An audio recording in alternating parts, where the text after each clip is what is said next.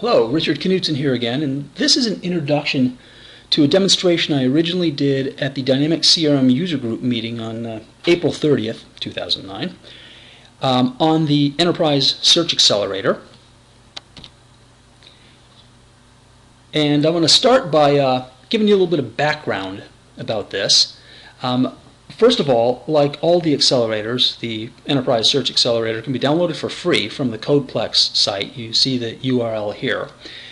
And what it really is, what the Enterprise Search Accelerator boils down to, is an implementation of a business data catalog. That's a feature that was introduced in the Microsoft Office SharePoint Server 2007 product. So this is not only what I'd call SharePoint-centric, it actually requires MOS 2007. So if you've got MOS 2007 and Dynamic CRM, or if your customers do, I recommend that you learn a little bit about the ESA and consider using it. And even if you're just a SharePoint person, you don't do Dynamic CRM per se, you might be interested in this just as a way to learn the Business Data Catalog. It's a very good application of the Business Data Catalog that we're going to drill down on here.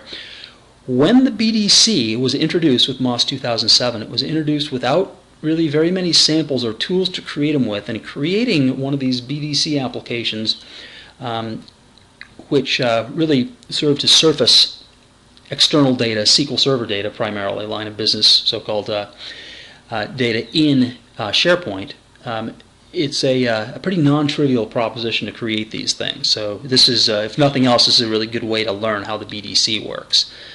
So the most important component of the Enterprise Search Accelerator is the BDC file. That, give the file name here. It's also, you'll see this referred to as the application definition file. This is really the XML file that makes available to SharePoint the structure of the entities and the relationships between those entities of the standard out-of-the-box Dynamic CRM data schema. So that's really what this does, is it surfaces CRM data into SharePoint. Okay, so what does the Enterprise Search Accelerator do? Well, like all Business Data Catalog applications, it exposes, using the mechanisms provided by the BDC, data in SharePoint, and in particular, in this case, it's, as I mentioned, an application that exposes dynamic CRM data.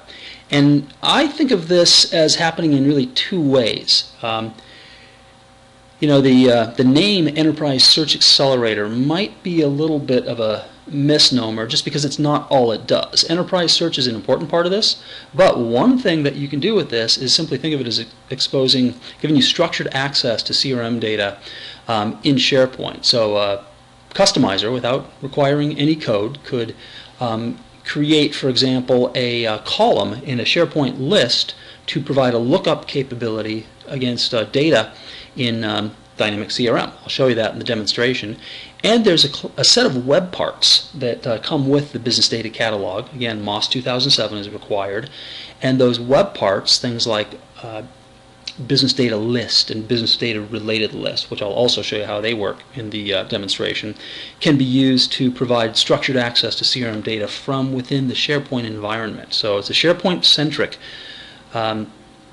usage scenario that's being given us here, and I'll show you how those work. You can also, as we'll see in the demonstration, create custom actions. There's a set of actions that come with and are defined by the BDC that will let us, for example, navigate to the CRM form for an account surfaced through SharePoint, as I mentioned, but we can also create custom actions, and I'll show you how that works. It's kind of an exciting area of customizations that you can do with it.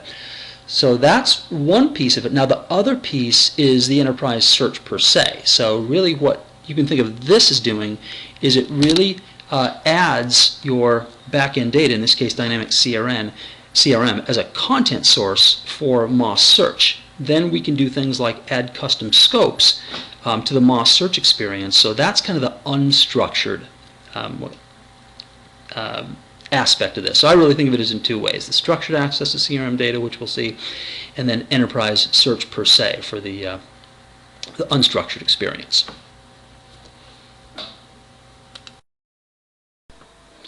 So let me start by talking about how you configure the Enterprise Search Accelerator.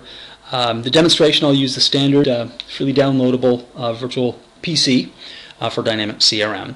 And really, as you'll see, if all you want is to implement that structured access to data, as I referred to, being able to define columns, doing lookups against a Dynamics CRM entity, or to work with the web parts to create custom SharePoint experience to access and surface CRM data, all you really need to do is to import the Business Data Catalog application definition file. That's really it. It's actually essentially a trivial exercise, and I will show you that.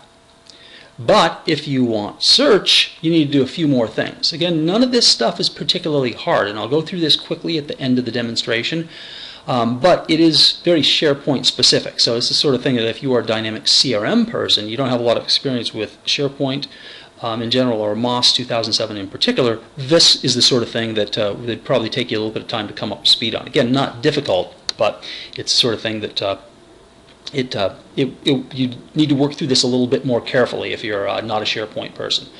So if you do want search, you have to configure MOS Search. You have to turn it on. You need to create a new content source and point that to the Business Data Catalog that you've previously imported. You still have to do the previous step. You need to do what's known as crawl a new content source, that is, create the index files so that SharePoint Search will be able to go out and find things there. And you can create a custom scope to ease the SharePoint search experience for your end users. That last step is optional. And at the site collection administration level, again, now out in SharePoint, those first 4 bullet points are done in the shared services provider, I should have mentioned. In SharePoint, then, you need to activate MOS features, make sure the standard and enterprise features plus the search web parts are activated.